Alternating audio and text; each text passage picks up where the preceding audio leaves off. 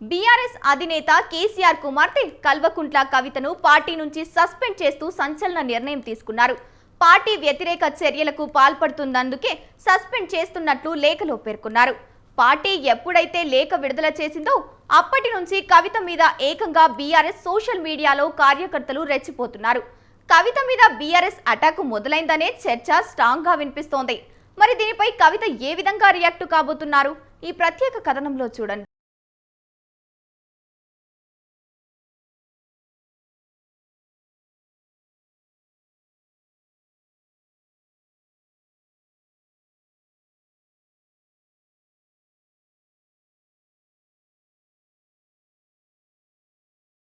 కేసీఆర్ కుమార్తె కల్వకుంట్ల కవితపై BRS social media attack ప్రారంభించిందా?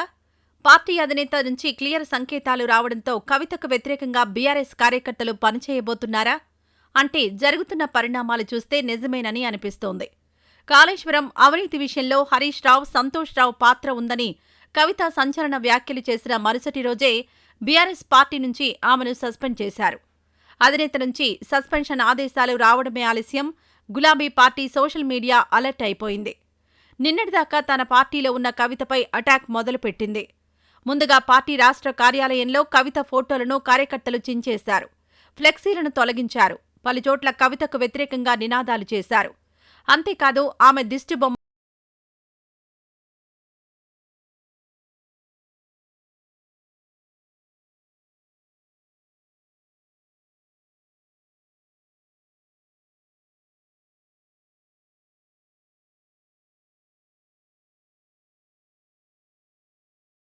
కార్యకర్తలు ఎంతవరకు వెళ్లారంటే నిన్నటి వరకు కల్వకుంట్ల కవిత అని పిలిచిన వారే ఇప్పుడు దేవనపల్లి కవిత అంటూ పిలవడం మొదలుపెట్టారు. అసెంబ్లీ, పార్లమెంట్ ఎన్నికల్లో బీఆర్ఎస్ పార్టీ ఓటమికి కవితనే కారణమంటూ సోషల్ మీడియాలో పోస్టులు పెడుతున్నారు. జాగృతి అధినేత్రి కవితను సస్పెండ్ చేయడమే ఆలస్యం. వెంటనే కార్యాచరణ మొదలుపెట్టారు గులాబీ కార్యకర్తలు.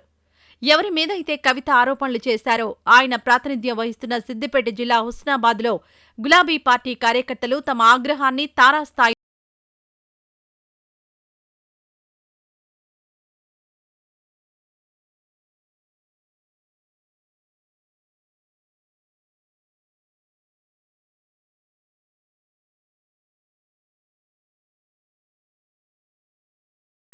మరోవైపు తెలంగాణ భవన్లో సత్యవతి రాథోడ్, మాలోత్ కవిత, ఇంకా కొంతమంది మహిళా నేతలు విలేకరుల సమావేశం నిర్వహించి కవితపై విమర్శలు చేశారు.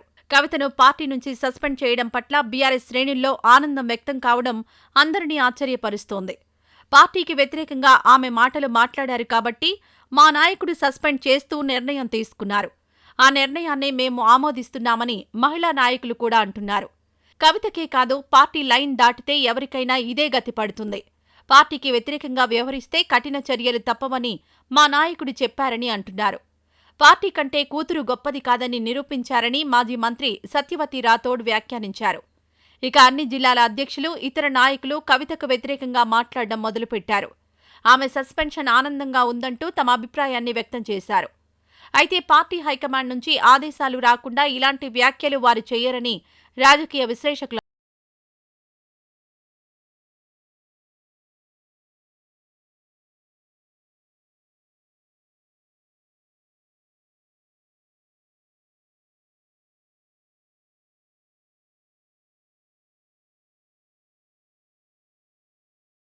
పార్టీ ఎంగేజ్ చేసుకున్న YouTube channels, Twitter handles, Facebook పేజీలలో కవితకు వ్యతిరేకంగా ప్రచారం మొదలైంది.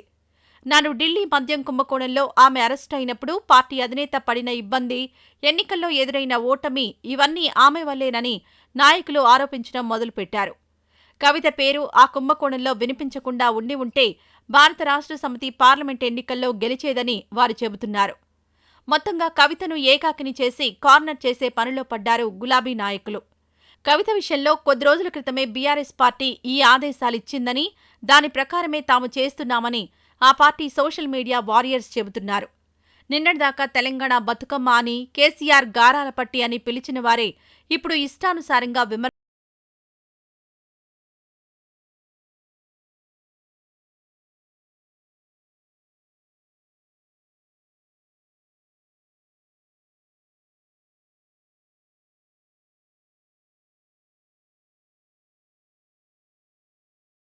బీఆర్ఎస్ నాయకులు, కార్యకర్తలు తనను కార్నర్ చేస్తున్నారని గ్రహించిన కవిత వెంటనే పార్టీ సభ్యత్వానికి, ఎమ్మెల్సీ పదవికి రాజీనామా చేశారు.